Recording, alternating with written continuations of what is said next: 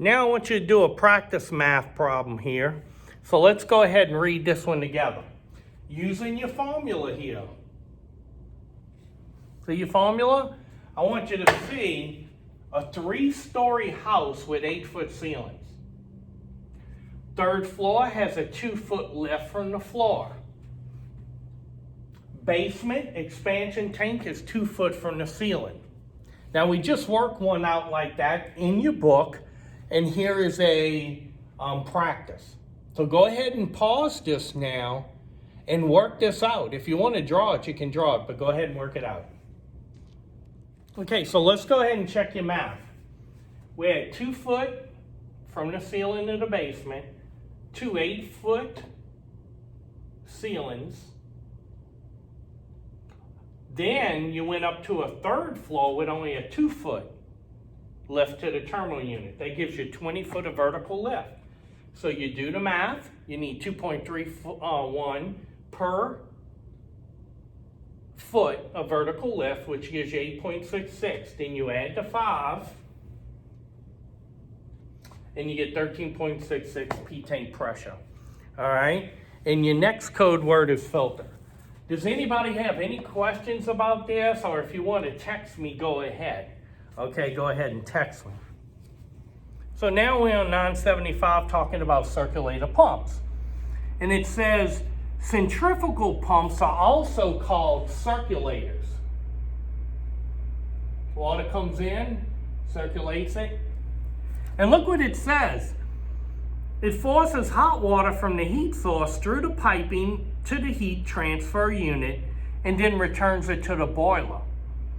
Centrifugal force is generated whenever the object turns on its centrifugal axis, which actually turning and forcing the water through is called an impeller.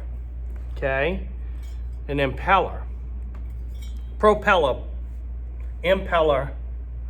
So look what it says.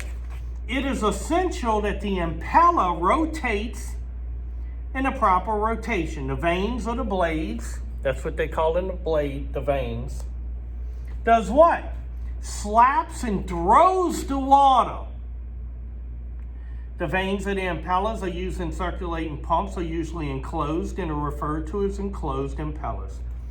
The term circulating pump is used because these pumps do not add much pressure. They circulate the pump by creating a pressure difference between the water inlet and the water outlet. Before the water can flow through the circuit, the pressure difference is generated through the pipe.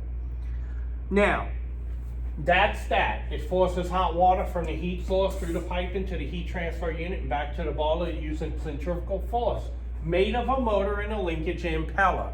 Your third code word is rosebud. Now, let's go here and don't want to talk about that just yet. Let's stay on this for a second. When it's rotated, it throws the water. Now, your book says they got some pump pictures here, and we want to look at those pump pictures. You see that right there? All right, look what your book says. A point with the resistance of flow is added, and the water moved by the pump will decrease by the reduction of the pump's capacity. All right? A point will eventually be reached where the amount of water pumped will reach 0 because the resistance in the piping is too much. So it's saying it will circulate the water and pump it to a certain point, but the resistance of the piping is so great that it'll reach a point where it just stops. It can't pump anymore, okay? Now, so your book shows you that in picture, let's see, A, you have 5 psi, and it's gallons per minute being pumped. In feet is 10 foot. 70. Notice as it goes up to 20 foot in picture B, you only have 70 gallons of water being pumped. See what's happening here in picture D, 30 foot? A little over 60 gallons.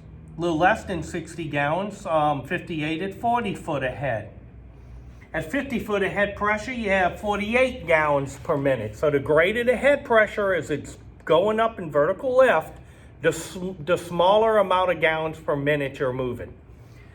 As you go through these pictures, let's arrive at picture I.